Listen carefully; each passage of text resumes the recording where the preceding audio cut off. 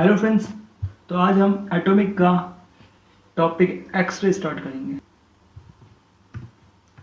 देखो, एक्सरे मतलब एक्सरे कभी करवाया तो होगा ही आपने, है ना। वही एक्सरे की बात करने वाले हैं। तो इसमें क्या होता है, जब हाई एनर्जी का इलेक्ट्रॉन बीम जो होती है वो मेटल सरफेस से टकराएगी तो एज यूजुअल क्या होगा, मेटल से फोटोन रिमूव होगा, है ना। फोटोन निकलेगा और ये फोटोन निकलेगा। देखो ये वाला जो है ना, ये फोटोन निकल गया एच न्यू एनर्जी का। तो एच न्यू एनर्जी का फोटोन निकलेगा। तो ये जो फोटोन निकला है ये क्या है, एक्सरे है। ठीक है। तो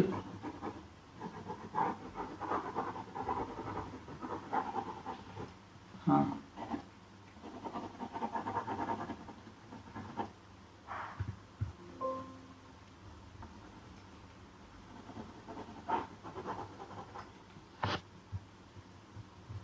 हेलो फ्रेंड्स, तो आज हम एक्सरे पढ़ेंगे।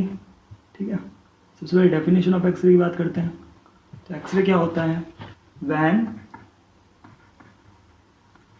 High energy electrons are made to strike with metal target electromagnetic radiation called x ray. ठीक है। जब कोई हाई एनर्जी के इलेक्ट्रॉन होते हैं ना, हाई एनर्जी के इलेक्ट्रॉन होंगे वो स्ट्राइक करेंगे मेटल सरफेस से। हाई एनर्जी इलेक्ट्रॉन इस बीम से, इससे निकले, अपने हाई एनर्जी के इलेक्ट्रॉन की बीम निकली, वो इससे स्ट्राइक करी मेटल से। तो क्या हुआ, इससे एक इलेक्ट्रोमैग्नेटिक रेडिएशन निकलेगा। ठीक है, फोटोन के फॉर्म में। तो ये जो इलेक्ट्रोमैग्नेटिक रेडिएशन है इसको हमने एक्सरे बोला। ठीक है, ओके। और इसका जो ऑर्डर रहता है वो क्या रहता है, इसकी जो लेंथ रहती है, इसका जो मतलब हाँ वेवलेंथ का जो ऑर्डर रहता है वो क्या रहता है, 1 नैनोमीटर से लेकर 1 एंगस्ट्रम तक का। ठीक है। ये है properties. Hello, now is 5 p.m. Properties of X-ray. ठीक है, प्रॉपर्टीज ऑफ एक्सरे क्या है, चलो प्रॉपर्टीज ऑफ एक्सरे की बात करते हैं। ये प्रॉपर्टीज ऑफ एक्सरे है। ठीक है। They are electromagnetic waves. Electromagnetic waves हैं। ठीक है, इलेक्ट्रोमैग्नेटिक वेव्स है तो स्पीड भी इसकी लाइट की जैसे होगी, क्योंकि लाइट भी क्या है, light is an electromagnetic wave, है ना। सो इसकी स्पीड भी लाइट की तरह होगी। वेवलेंथ का ऑर्डर क्या रहता है इसके अंदर, ये रहती है 0.1 एंगस्ट्रम से 100 एंगस्ट्रम तक रहती है, 100 एंगस्ट्रम तक रहती है। ठीक है। इसको बोल सकते हैं 1 नैनोमीटर, उसको बोल सकते हैं नैनोमीटर, 1000 नैनोमीटर तक। ठीक है, ये नैनोमीटर में ये रहती है और इसमें ये रहती है। ये क्या होती है, इनविजिबल टू आई होती है, क्योंकि अपने देखी नहीं एक्सरे। ये क्या कह रहा है, photons of energy around 1000 time more than the visible light. Okay, इसका मतलब चलो देखते हैं। देखो, विजिबल लाइट की जो एनर्जी होती है वो क्या रहती है, equals to H C upon lambda. H की वैल्यू कितनी रहती है अपने, 12400 एंगस्ट्रम इलेक्ट्रोवोल्ट एंगस्ट्रम। ठीक है। और वेवलेंथ कितनी रहती है लगभग इसकी रहती है लगभग 700 एंगस्ट्रम की लगभग रहती है। ठीक है ना। अपनी जो नॉर्मल विजिबल लाइट होती है इसके रेंज के अंदर आती है ना। ठीक है। तो ये लगभग आ गया तुम्हारा 7 × 7 7 × 14 7 21 7 7 के बाद में, मतलब ये कुल मिला के इतना आ गया अपना, कितना आ गया, ये आ गया। एक बार इतना छोड़ देते हैं इसको, ये आ गई इसकी इलेक्ट्रोवोल्ट में एनर्जी। ठीक है। बट एक्सरे की एनर्जी कितनी होगी, equals to H C by lambda. H C तो ये होगा 12400, बट लैम्डा कितना है, लैम्डा है आपका मान लो कि 0.1 एंगस्ट्रम के ऑर्डर का है। तो ये यहाँ पे 0 आ गया। तो कुल मिला के ये इससे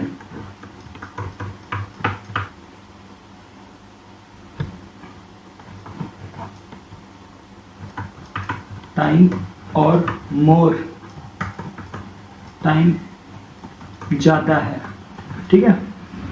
और इसे कुछ एक्सप्लेन करें इसको, तो ये देखो ऐसे कर लो इसको, एक बार करते हैं इसको ना, चलिए यहाँ कर देते हैं। हाँ, E1 upon E2 is equal to λ2 upon λ1। ठीक है। E1 को मैं लिख देता हूँ विजिबल लाइट, और इसको लिखता हूँ एक्सरे।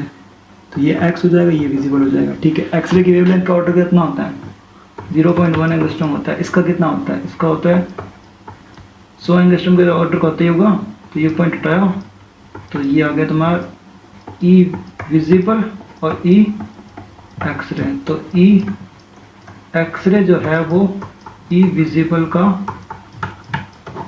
टाइम्स आ गया, तो ये प्रूव हो गया। ठीक है, नेक्स्ट देखो इसके बाद में क्या है। इसके बाद में ये स्पेक्ट्रम बना हुआ है, इसको एक बार ढंग से देखो अपनी तरफ से।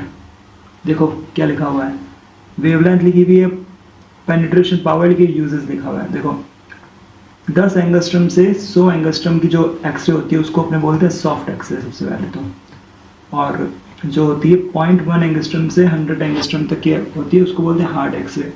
देखो लैम्डा कम है इसका लैम्डा ज़्यादा है, लैम्डा कम होगा तो इसका क्या होगी, एनर्जी क्या होगी, इसकी एनर्जी कम होगी, इसकी एनर्जी ज़्यादा होगी। तो एनर्जी ज़्यादा इसलिए इसको क्या बोलेंगे, हार्ड एक्सरे बोलेंगे।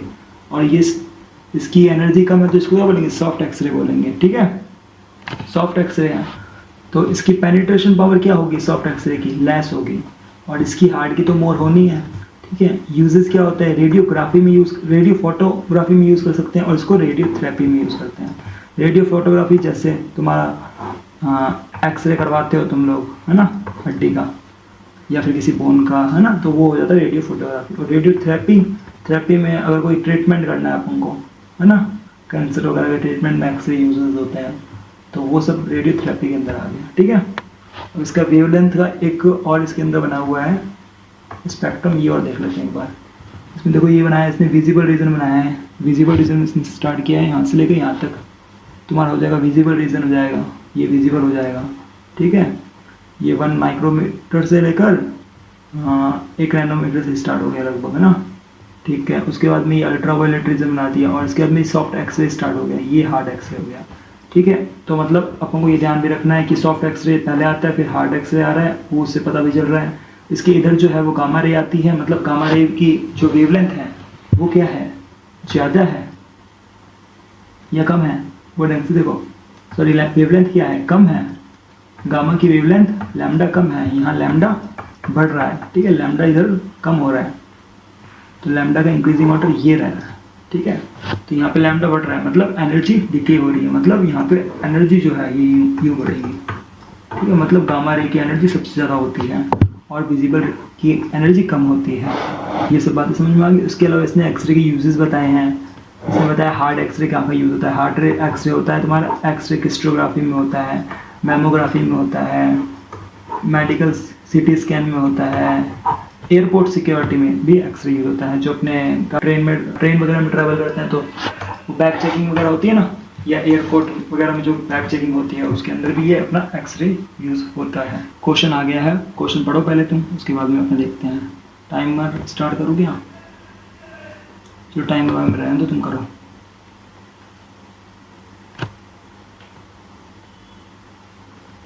चलो पढ़ते हैं। As compare to photons comparing red light have higher. ये कह रहा है एक्सरे का जो फोटोन होता है, एक्सरे का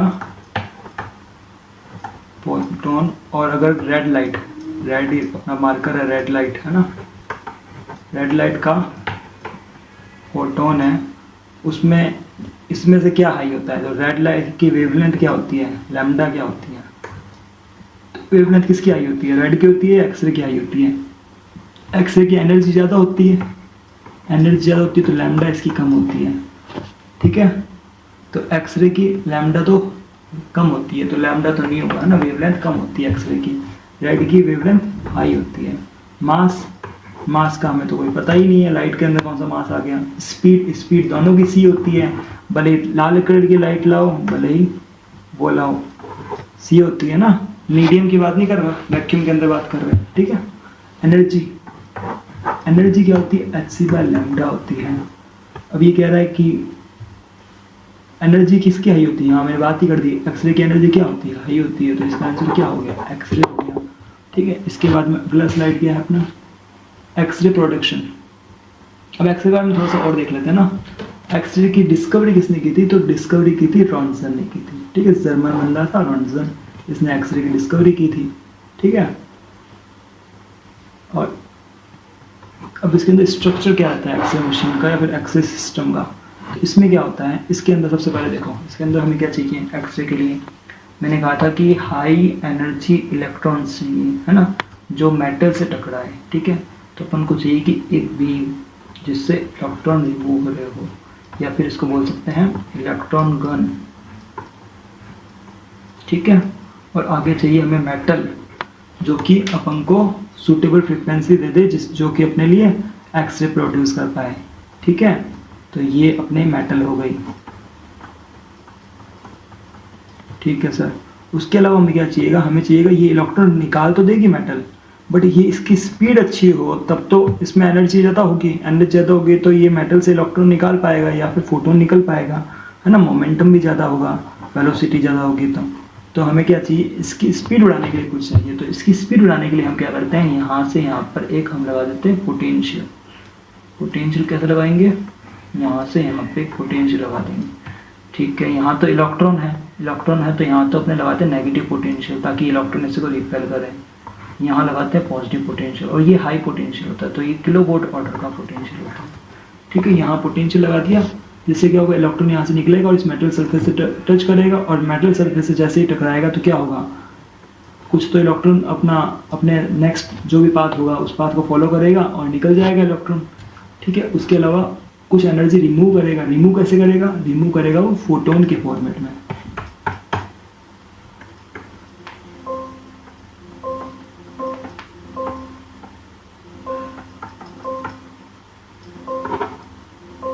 अरे यार क्या गया, हाँ तो हम कहाँ थे, मैंने कहा था मेटल है, मेटल पे इलेक्ट्रॉन टकराएगा और ये यहाँ से फोटोन को रिमूव करेगा, ठीक है, फोटोन को निकालेगा। तो फोटोन क्या होगा, इसमें अपने एक्सरे होगा, तो ये एक्सरे निकालेगा कुल मिला के यहाँ से, ठीक है। तो अब इसके अंदर चेक कर लेते हैं रॉन्सन ने क्या सिस्टम बनाया। इसने देखो ये बनाया, जो डब्बा बनाया ना गोल गोल, ये बनाया इसने वैक्यूम ट्यूब, ठीक है। अब इसने ये फिलामेंट लगा दिया, फिलामेंट मतलब इलेक्ट्रॉन गन। यहाँ से ये देखो इलेक्ट्रॉन निकला, ये इलेक्ट्रॉन निकला, ये मेटल सरफेस से टच किया इसने, ठीक है। मेटल सरफेस टच करने के बाद क्या हुआ, यहाँ पे टच करने के बाद में यहाँ से ये एक्सरे भी निकल गई मान लो। तो यहाँ पे क्या होता है, एक खिड़की रख देते हैं इसके अंदर ना, विंडो रख देते हैं जिससे इलेक्ट्रॉन बाहर जाए। और ये जो पोटेंशियल लगा दिया है, देखो ये बैटरी लगाई है ना, ये बैटरी लगाई किस लिए, ताकि इस इलेक्ट्रॉन को अच्छी स्पीड मिल सके। और उसके अलावा क्या होता है, ये मेटल जो है ना, इस पे इलेक्ट्रॉन की बीम कंटिन्यूसली पड़ रही है और वो भी हाई एनर्जी की गिर रही है, तो ये मेटल क्या हो जाती है, मेटल हो जाती है गर्म ना, हॉट हो जाती है। इसके लिए हम क्या करते हैं, इसके लिए हम इसके पीछे से इसको वाटर की सप्लाई देते हैं कि जो इसको ठंडा रखें। तो ठीक है, अब देखो इसके अंदर क्या लिखा है, for X-ray production 3 things are required. 3 चीज़ें रिक्वायर्ड है, कौन कौन सी। फर्स्ट ऑफ ऑल है सोर्स ऑफ इलेक्ट्रॉन की ज़रूरत पड़ती है, जो अपन ने ये बनाया था सोर्स ऑफ इलेक्ट्रॉन, या फिर ये यहाँ पे सोर्स ऑफ इलेक्ट्रॉन हो गया। उसके अलावा सेकंड रहती है target on which it employs, है ना, जिसके ऊपर ये गिरेगी मेटल, है ना। उसके अलावा क्या चाहिए अपन को, जो कि होगी हैवी मेटल होनी चाहिए, मजबूत होनी चाहिए, स्ट्रांग होनी चाहिए। उसके अलावा क्या होगा, ये लिखा है ना, target on metal there high speed electron strike, okay. उसके बाद में क्या चाहिए, मीन्स ऑफ एक्सीलेटिंग। अब हमें चाहिए इसके अलावा इस इलेक्ट्रॉन को एक्सीलेट करने के लिए कुछ सिस्टम चाहिए, जो हमने पोटेंशियल लगा दिया। तो ये होता है एक्सरे प्रोडक्शन का सिस्टम। अब आगे चलो, एक्सरे ट्यूब जो हमने पहले देखा वैसा ही एक्सरे ट्यूब ये है, इसको कोलाइड ट्यूब भी बोलते हैं, ठीक है, कोलाइड ट्यूब भी बोल रहे हैं। तो इसे क्या बोलते हैं, कोलाइड ट्यूब बोलते हैं। तो ये क्या करती है, ये क्या करती है, electron are accelerated through potential difference between the cathode and atom at a target hits the electron. इसमें यही क्या, कोलाइड ट्यूब का यही काम होता है। ये बीम होती है, ये क्या होती है, इलेक्ट्रॉन गन होती है, इससे इलेक्ट्रॉन रिमूव होता है। ये इलेक्ट्रॉन रिमूव हुआ, इस मेटल से टकराया और ये यहाँ आ गया। ये देखो पीछे ये जो डाला है ना, ये इसने यहाँ से ये वाटर डालता है, ठीक है, ताकि ये सिस्टम क्या ठंडा रहे, ठीक है। ये इसका एनोड होता है और ये इसका कैथोड होता है। कैथोड मतलब नेगेटिव पोटेंशियल और ये एनोड मतलब पॉजिटिव पोटेंशियल होता है। इसके बीच में अपने लगा देते हैं बैटरीज, जो अपने लगाते हैं हाई वोल्टेज की, ठीक है, हाई वोल्ट की बैटरी लगाते हैं तभी तो ना एक्सरे महंगा पड़ता है। मतलब एक्सरे मशीन में जब तुम एक्सरे करवाने कभी गए होगे तो आप उसके सामने, इमेज के सामने या फिर एक्सरे मशीन के सामने आप 1 सेकंड के लिए खड़े होते हो, उतने में वो कहते हैं हाँ हो गई, आपकी फ़ोटो हो गई, है ना, चलो नेक्स्ट, है ना। तो मतलब क्या हुआ, वो 1 ही सेकंड में जो हुआ हो गया, और उसका अपन से चार्ज अच्छा ले लेते हैं, मतलब 100 रुपीज़ भी लेते हैं तो भी कितनी ज़्यादा बिजली यूज़ हुई होगी उसके अंदर, है ना। तो एक्सरे मशीन में क्या होता है, लाइट बहुत ज़्यादा चाहिए होती है। क्यों चाहिए होती है, क्योंकि यहाँ पे हाई वोल्टेज की बैटरी लगी होती है, ठीक है। और क्या होती है, एनर्जी, उस हिसाब से एनर्जी के फॉर्मूले में देख लेना, वी आता है तो बस वही हो जाता है। P इक्वल्स टू पावर क्या होती है, वी आई होती है ना। तो वी हाई होगा, आई तो चाहिए ही अपन को ढंग का, तभी तो इलेक्ट्रॉन निकलेगा। तो वी हाई होगा तो पावर का खर्चा बढ़ जाएगा, ठीक है। आगे चलो,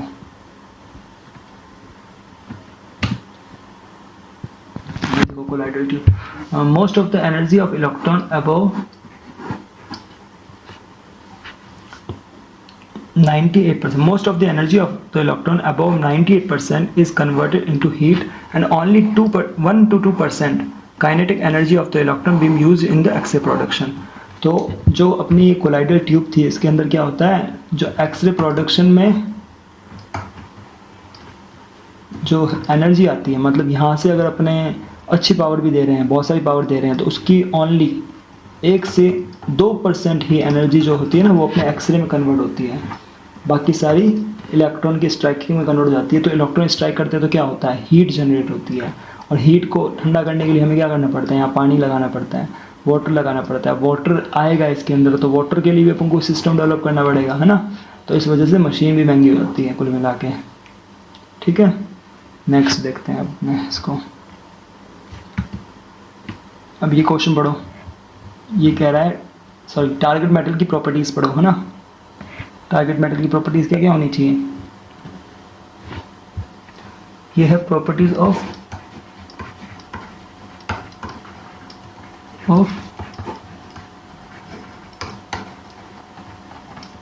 टारगेट मेटल। टारगेट मेटल की प्रॉपर्टीज क्या क्या होनी चाहिए, हाई मेल्टिंग पॉइंट होना चाहिए। अगर मेल्टिंग पॉइंट कम होगा तो क्या होगा, जैसे एक्सरे बीम के सॉरी ना मेटल के ऊपर इलेक्ट्रॉन की बीम गिरेगी, ये तो हाई एनर्जी के हैं, ये जैसे टकराएंगे तो ये क्या होगी, पिघल जाएगी, है ना।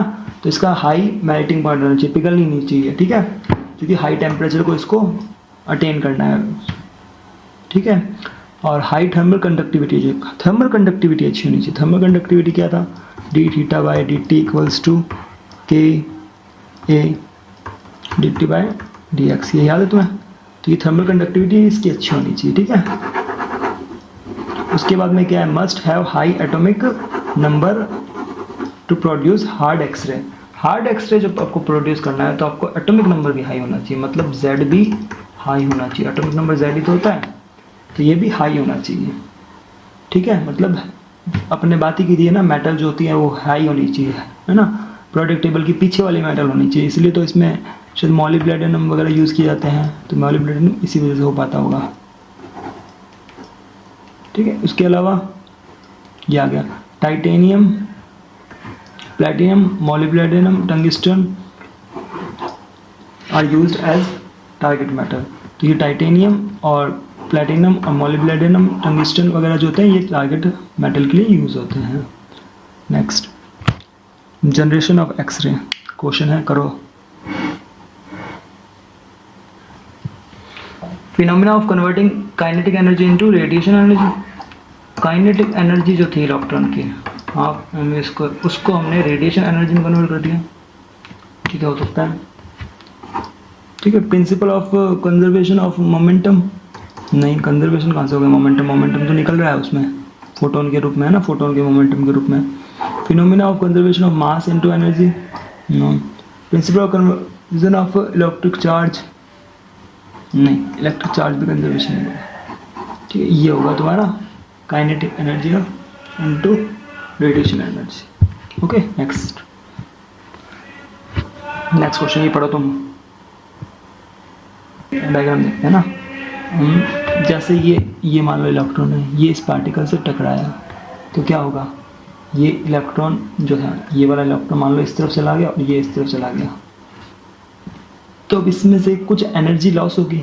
वो एनर्जी क्या होती है, वो एच न्यू एनर्जी के फोटोन के फॉर्मेट में निकल जाती है कुल मिला के, ठीक है। और ये जो एनर्जी निकलती है ना, ये 1% से 2% ही होती है, जो हमने भी ऊपर पढ़ा था, ठीक है। तो ये जो एनर्जी है ये अपना एक्सरे है। इसका नाम एक्सरे क्यों पड़ा, क्योंकि हमें पता नहीं था कि यार ये कौन सी रे निकल गई। रॉन्सन ने एक्सपेरिमेंट किया था तो उसको पता नहीं चला यार ये कौन सी रे निकल गई, तो उसने इसको एक्सरे नाम दे दिया, ठीक है। ये है electron kinetic energy, high energy kinetic electron है। ये क्या है, यहाँ पे क्या हो रहा है, हीट के फॉर्म में एनर्जी निकल रही है, ठीक है। हीट के फॉर्म में एनर्जी निकल जाएगी और यहाँ पे अपना एच न्यू फोटोन निकल जाएगा और ये इलेक्ट्रॉन अपने वापस खड़े ही हैं वैसे के वैसे, ठीक है। तो ये रहती है इसके अंदर। अब इसके ऊपर पॉइंट्स पढ़ लो। When electron enters target, loses its kinetic energy during collision। जैसे इलेक्ट्रॉन टारगेट में टकराया तो उसने क्या किया, अपनी एनर्जी को काइनेटिक एनर्जी के फॉर्म में लॉस कर दिया, जो अपने पीछे क्वेश्चन पढ़ा था। इवेंचुअली कमिंग इनटू रेस्ट, उसके बाद में क्या होता है, रेस्ट में आता है। जैसे ये यहाँ पे रेस्ट में आने की कोशिश कर रहे हैं। While making several of this collision with the atom to target, a part of this kinetic energy loss into going the photon of EM radiation।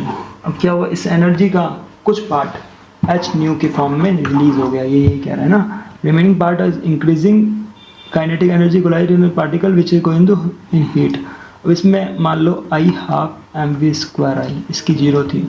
अब ये एनर्जी इसकी तो होगी लास्ट में 0 हो गई, तो ये हो गया कुछ एनर्जी जो थी 12mv² ऑफ 90%, मतलब 99% मान लो। 99% तो ये किस में हो गई, हीट में कन्वर्ट हो गई, गर्माहट हो गई। और बची हुई 1% में क्या हुआ, अपना एक्सरे निकल गया, ठीक है। ये कहानी है अभी तक की।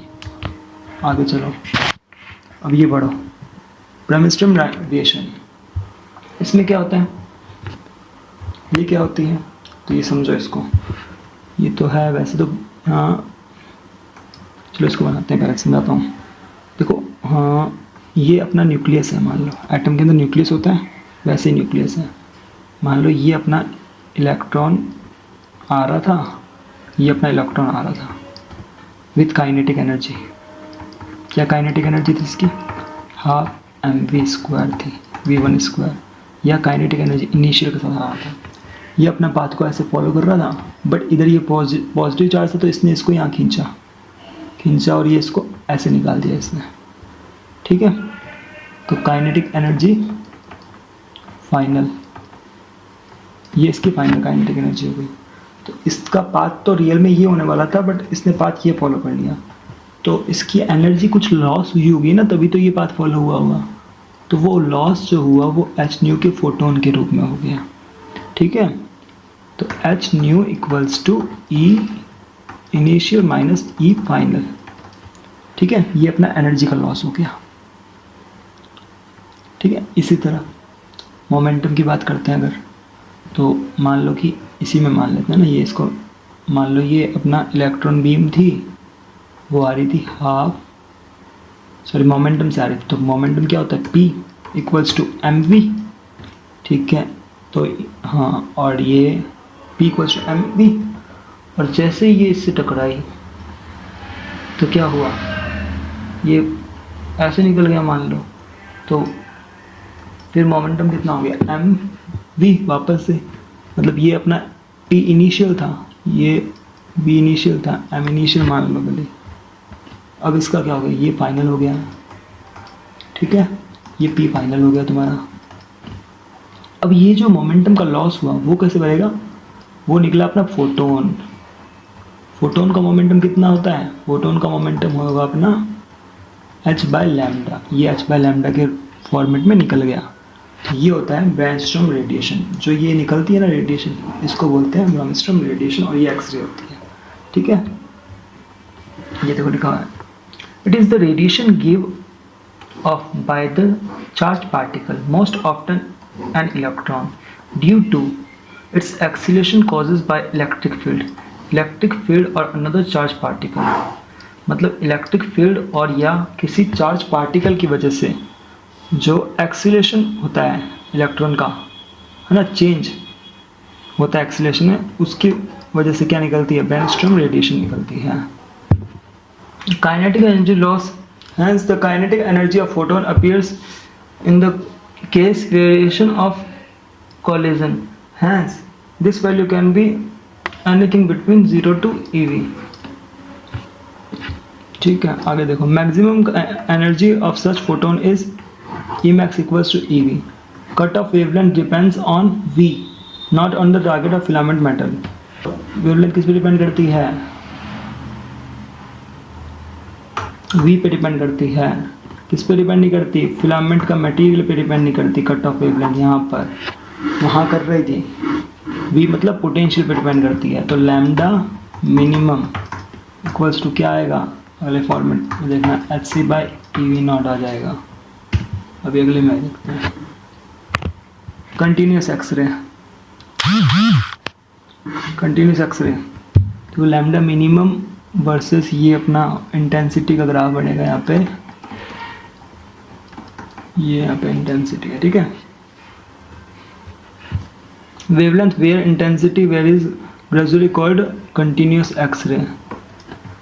देखो इंटेंसिटी, इसका ग्राफ अगर बनाते हैं तो ये कुछ ऐसा बनता है, पहले तो अच्छा सा बढ़ता है, ये यूँ गिरता है, ठीक है, फिर ये गिरता ही रहता है। मान लो इसको लैम्डा बोल देते हैं, लैम्डा मिनिमम। लैम्डा मिनिमम का जो फॉर्मूला होता है वो क्या रहता है, hc/EV रहता है। इससे न्यूमेरिकल आएगा।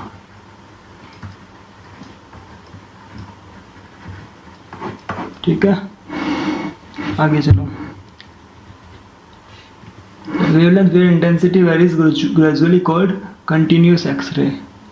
ठीक है, ये कंटिन्यूस एक्सरे का ग्राफ हो गया तुम्हारा। इसके बाद में क्या है, कट ऑफ वेवलेंथ और threshold wavelength, minimum wavelength below which x-ray not emitted. मतलब कट ऑफ वेवलेंथ हो गई ये कट ऑफ वेवलेंथ हो गई, ये हो गई, इसको बोलते हैं कट ऑफ। ठीक है, पढ़ लेना एक बार इसको। बाकी ये क्या हो गया, के इक्वल्स टू क्या हो गया, hc/लैम्डा minimum, EV naught equals to k equals to ये हो गया। ठीक है, काइनेटिक एनर्जी जो अपने हमेशा करते हैं। V क्या है, V पोटेंशियल डिफरेंस था, अपने वहाँ लगाया था, है ना, किसके बीच में, फिलामेंट और मेटल के बीच में। ये जो यहाँ जो बैटरी लगाई थी ये थी अपनी V पोटेंशियल डिफरेंस। ठीक है, ये क्या एनर्जी होती है। आगे चलो, अगला क्वेश्चन देखो। A potential difference of 20 kilowatt is applied across an x-ray tube. Minimum wavelength lambda minimum का फॉर्मूला लगाओ, hc/EV0 पुट करो और आंसर आ जाएगा। ठीक है, सॉल्व कर लेना, आंसर आ जाएगा। आंसर क्या आएगा, आंसर आएगा इसका B अपना। If potential difference applied to the tube is doubled and separation between the filament and the target metal is doubled, cut off wavelength बतानी है। अब ये जो अपने ट्यूब थी इसका डिस्टेंस d था, इसको अपने कर दिया 2d, और इसका जो पोटेंशियल V था उसको अपने कर दिया, इसको भी 2v कर दिया। तो वेवलेंथ क्या फर्क पड़ेगा, लैम्डा का फॉर्मूला क्या था, hc/EV। लैम्डा 1 ये हो गया तो लैम्डा 2, या फिर लैम्डा 1/λ2 इक्वल्स टू क्या आ गया, V2/V1 आ गया। तो ये 2v कर दिया तो क्या हो गया, लैम्डा 2 इक्वल्स टू लैम्डा 1 का हाफ हो गया। तो ये हो जाएगा B हाफ्ड। आगे चलो, ये वही है, वापस बता रहा है। हाँ, लैम्डा मिनिमम क्या होता है, hc/EV। ठीक है, ये तो हो गया वेवलेंथ की बात। अगर अपने फ्रीक्वेंसी की बात करेंगे तो फ्रीक्वेंसी क्या हो जाएगी, फ्रीक्वेंसी हो जाएगी मैक्सिमम। तो न्यू मैक्स इक्वल्स टू क्या होगा, c/लैम्डा मिनिमम। ठीक है, तो लैम्डा मिनिमम की वैल्यू पुट कर सकते हैं अपने c/न्यू मैक्स। पुट कर दो इसके अंदर ही लैम्डा मिनिमम की वैल्यू, c/न्यू max equals to H c by e we, ये से ये उड़ गया, तो न्यू मैक्स इक्वल्स टू आ गया ई वी बाई एच, ये भी लगा सकते हैं ज़रूरत पड़ने पे, या फिर h nu max equals to E we, ये भी हो गया। मिनिमम वेवलेंथ और maximum frequency of x-ray depends only on applied potential, not depends on atomic number. वही कह रहा है ये किस पे, अप्लाइड पोटेंशियल पे डिपेंड करता है, ना ही एटॉमिक नंबर पे डिपेंड करता है, ना ही सेपरेशन पे डिपेंड करता है। पिछले क्वेश्चन ने अपन को डिस्टेंस में अंतर करके कंफ्यूज करने के लिए क्वेश्चन बनाया था, ठीक है। ओनली किस पे डिपेंड करता है, सेपरेशन पे डिपेंड करता है। अगर पोटेंशियल डिफरेंस बढ़ाऊंगा, देखो अपने पास तो फॉर्मूला क्या था, वी का या फिर ई वी का, ये था h C by lambda max, ठीक है। या फिर एक फॉर्मूला और पढ़ा था अपन ने, वो पढ़ा अपन ने h C by lambda max को पढ़ा अपन ने, ये एच न्यू, ये मिनिमम है, सॉरी है ना, मिनिमम, और ये max equals to E V. अब ये कह रहा है on increasing potential difference, potential difference मतलब वी बढ़ा रहा हूँ, तो फ्लक्स की इस फॉर्मूले में कहीं बात नहीं हो रही, तो फ्लक्स पे कोई इफेक्ट नहीं पड़ेगा, अपने कुछ नहीं कह सकते। नेक्स्ट पॉइंट देखो, पोटेंशियल डिफरेंस बिटवीन फिलामेंट और टारगेट फ्रीक्वेंसी। अगर पोटेंशियल डिफरेंस बढ़ाऊंगा तो फ्रीक्वेंसी क्या होगी, इंक्रीज होगी, हाँ होगी, ये सही है क्योंकि एच तो कांस्टेंट है, ठीक है। On increasing the filament current, cut off wavelength increases, cut off wavelength increase तो नहीं, डिक्रीज तो हो सकती है ना, क्योंकि लैम्डा के इन्वर्सली प्रोपोर्शनल है। Increase filament current, x-ray intensity of x-ray, intensity की हमने कहीं बात नहीं करी, तो कुल मिला के इसका आंसर अपन को सूटेबल कौन सा है, फ्रीक्वेंसी जो है ना ये वाला सूटेबल हो गया, ठीक है, ठीक है। नेक्स्ट क्वेश्चन एच डब्ल्यू है, तुम अपने घर से करके लेके आना। इसका आंसर यहाँ लिखा हुआ है एच डब्ल्यू का सी, पोटेंशियल डिफरेंस तो कटवाना ना, देख लेना। आगे चलो,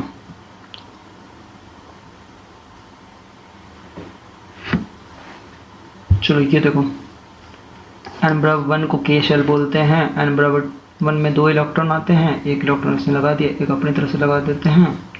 एन बराबर 2 को एल शेल कहते हैं, ये के शेल है, ये एल शेल है, इसमें 2 3 4 तो हो गए ना, 5 6 7, देखिए 8 इलेक्ट्रॉन आते हैं, तो इसमें 8 इलेक्ट्रॉन आ गए, ये हो गया एन बराबर 2 सेल। इसी बराबर एन बराबर 3 सेल इसके और बार होगा, उसमें 18 इलेक्ट्रॉन आएंगे, ये तुम्हें पता है, केमिस्ट्री में पढ़ा हुआ है तुम लोगों ने, ठीक है।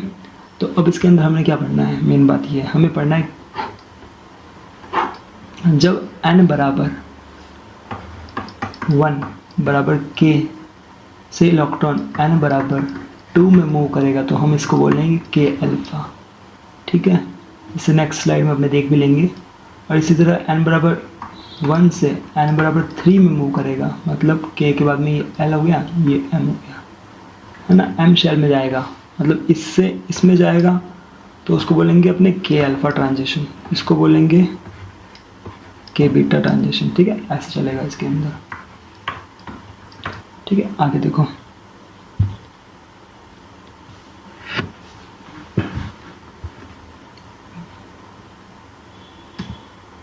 हाँ, x-ray emitted due to electron transfer from high energy state x radiation, ठीक है।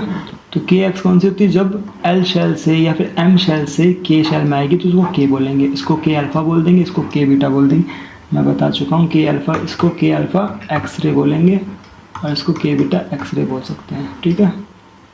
ये कहानी हो गई, मैं पीछे वाली स्लाइड में बता चुका हूँ तुम्हें। इससे आगे अपने देखते हैं, ये देखो करेक्टरिस्टिक्स ऑफ एक्सरे के अंदर हम देख रहे हैं एम सेल है, ये एम सेल है, ये एल सेल है, ये के शेल है। तो के बराबर एन बराबर 1 है, ये एन बराबर 2 है, ये एन बराबर 3 है, ये एन बराबर 4 है, ठीक है। तो एन बराबर 2 से एन बराबर 1 में आ रही है तो इसको के अल्फा बोल दिया, एन बराबर 3 से अगर 1 में आ रही है तो इसको के बीटा बोल दिया। इसी तरह अगर एन बराबर 4 से 1 में आ रही है तो इसको के गामा बोल दिया, ठीक है। उसी तरह एल अल्फा किसको बोल दिया, जब एम से एल में आ रही है, मतलब एन बराबर 2 के अंदर आ रही है, देखो है ना, एल बराबर बीटा, हाँ एल बीटा क्या हो गई जब n बराबर 2 में आ रही है, किससे, जस्ट ऊपर वाली से, और m जब m में आ रही है, जिसमें आएगी उसका नाम रखना है, और अगर जस्ट ऊपर वाले से आ रही तो अल्फा, उससे और ऊपर वाले से बीटा, और ऊपर वाले से तो गामा, ठीक है, ये रहेगा। इसके अंदर लैम्डा, तो के अल्फा जो ट्रांजिशन हुआ है उसमें क्या हुआ है, एनर्जी ऑफ के, ये देखो के शायद, इसकी एनर्जी, एनर्जी ऑफ के, इसकी energy of L, energy of M, energy of N, energy of K minus energy of L, मतलब दोनों की एनर्जी का डिफरेंस वो लगा दिया अपन ने एच सी के अपॉन में, तो लैम्डा निकल गया, तो लैम्डा अल्फा बोल सकते हैं इसको, ठीक है, इसको लैम्डा बीटा बोल सकते हैं, ये के बीटा के लिए हो गया। इसी तरह लैम्डा अल्फा फॉर एल हो गया, ये इस तरह चलता रहेगा, ठीक है। आगे देखो नीचे पढ़ो ये क्या है, के अल्फा के बीटा डिपेंड्स ऑन मटेरियल, के अल्फा और के बीटा जो है वो क्या मटेरियल पे डिपेंड कर रहे हैं, बताओ, टारगेट मटेरियल पे डिपेंड कर रहा है कि अल्फा के beta, is lambda alpha is greater than lambda beta, lambda alpha जो है वो लैम्डा बीटा से ज़्यादा है, देखो लैम्डा अल्फा एनर्जी कम है लैम्डा बीटा की, मतलब के अल्फा की जो एनर्जी है वो क्या है, लेस है एनर्जी ऑफ के बीटा से, तो लैम्डा ऑफ के alpha greater than lambda of के बीटा, तो ये तो नहीं होगा सही और ये होगा सही, ठीक है। और मटेरियल पे डिपेंड करती है क्या के अल्फा के बीटा, यस डिपेंड करती है, ठीक है, टारगेट मटेरियल पे डिपेंड करती है, ठीक है ना, टारगेट मटेरियल इसलिए तो अपने मॉलिक्यूलेटिंग यूज़ कर रहे थे, है ना, क्योंकि उससे उसमें फर्क पड़ जाए ना के में कितने इलेक्ट्रॉन्स वगैरह हैं।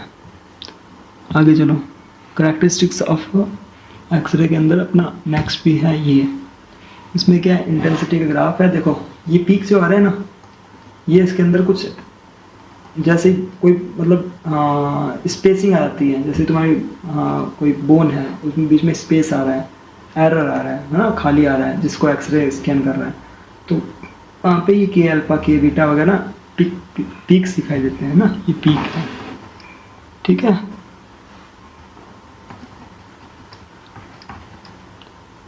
ठीक है।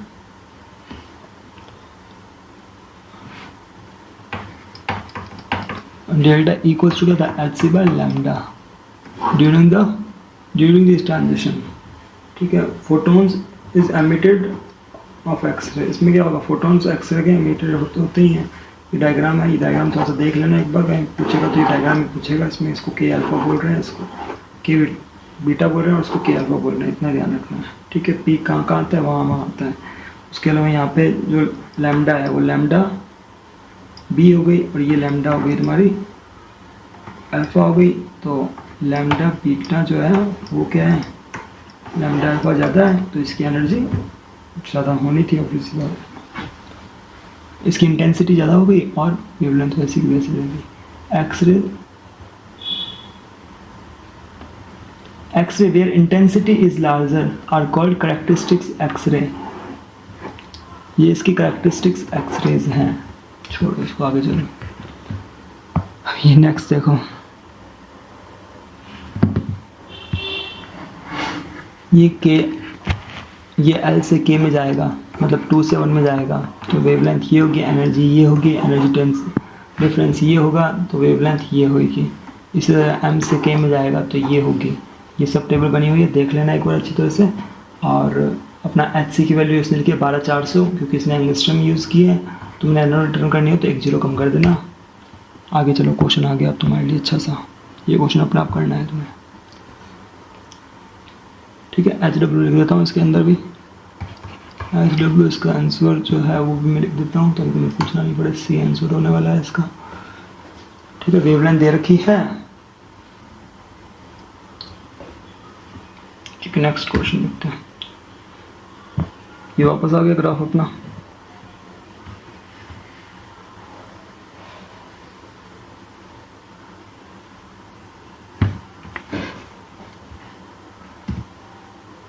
ये आगे क्वेश्चन आ गए तुम्हारे। देख लेना ये क्वेश्चन भी तुम, ठीक है। अगला क्वेश्चन है, ये भी तुम देखना।